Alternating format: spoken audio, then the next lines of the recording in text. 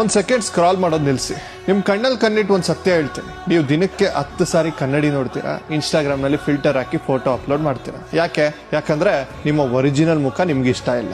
ನಾನ್ ಕಪ್ಪಗಿದ್ದೀನಿ, ನಾನ್ ದಪ್ಪಗಿದ್ದೀನಿ, ನನ್ ಹೈಟ್ ಕಮ್ಮಿ. ಇದನ್ನ ಸೈಕಾಲಜಿಯಲ್ಲಿ ಬಾಡಿ ಡಿಸ್ಫೋಮಿಯಾ ಅಂತಾರೆ. ನಿಮ್ಮ ಬಗ್ಗೆನೆ ನಿಮ್ಗೆ ಗೊತ್ತಿಲ್ಲದೆ ಇರುವಂತಹ ಒಂದು ದೊಡ್ಡ ಸುಳ್ಳಿನಲ್ಲಿ ನೀವು ಬದುಕ್ತಾ ಇದ್ದೀರಾ. ಅದೇನಂದ್ರೆ you think you are your body. ನೀವು ಅಂದ್ರೆ ನಿಮ್ಮ ದೇಹ ಅಂತ ಅನ್ಕೋಬಿಟ್ಟಿದ್ದೀರಿ. ಆದ್ರೆ ಸ್ವಲ್ಪ ಲಾಜಿಕ್ ಉಪಯೋಗಿಸಿ, ನೀವು 5 ವರ್ಷದ ಮಗುವಾಗಿದ್ದಾಗ ಇದ್ದ ದೇಹ ಈಗ ಇದೆಯಾ? ಇಲ್ಲ, ಆ ದೇಹ ಆಲ್ರೆಡಿ ಸತ್ತೋಗಿದೆ. ವಿಜ್ಞಾನದ ಪ್ರಕಾರ ಪ್ರತಿ 7 ವರ್ಷಕ್ಕೆ ನಿಮ್ಮ ದೇಹದ ಪ್ರತಿಯೊಂದು ಜೀವಕೋಶ ಅಂದ್ರೆ ಸೆಲ್ ಬದಲಾಗ್ತಾ ಇದೆ. ಬಯೋಲಾಜಿಕಲಿ ನೀವು ಹುಟ್ಟಿದಾಗಿನಿಂದ ಇಲ್ಲಿಯವರೆಗೂ 10 ಸಾರಿ ಸತ್ತೋಗಿದ್ದೀರಿ. ಆದ್ರೂ ಆ 5 ವರ್ಷದ ಮಗುವಿನಲ್ಲಿದ್ದ ನಾನು ಮತ್ತು ಈಗಿರೋ ನಾನು ಒಂದೇ ಅಲ್ವಾ?